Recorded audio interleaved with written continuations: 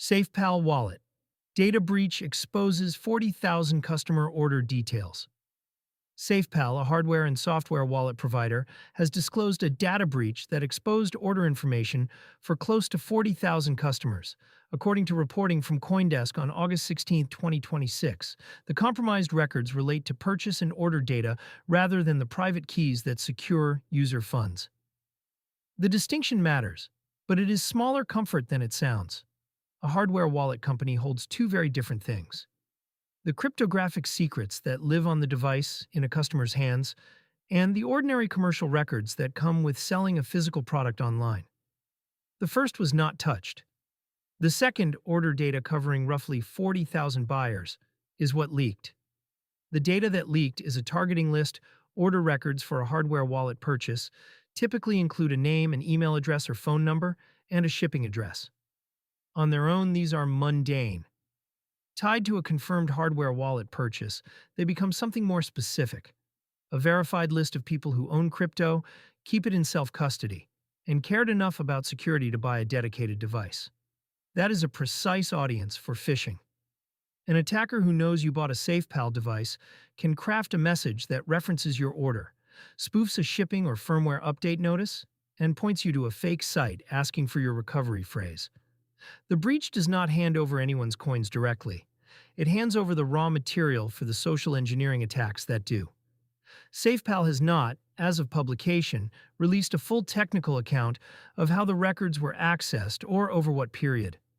Order data exposures of this type usually trace back to a support tool, a third-party fulfillment or logistics vendor, or a misconfigured database rather than a break of the wallet's cryptographic core.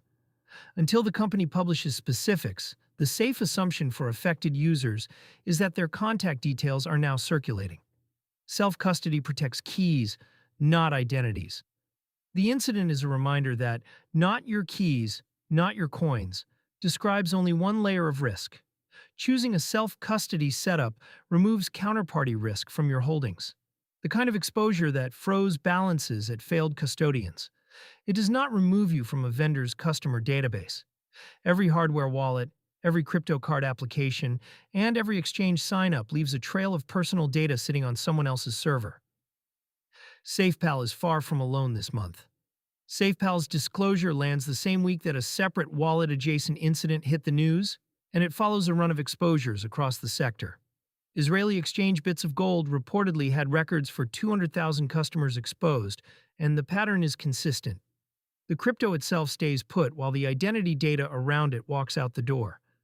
For users, the practical steps are unglamorous and effective.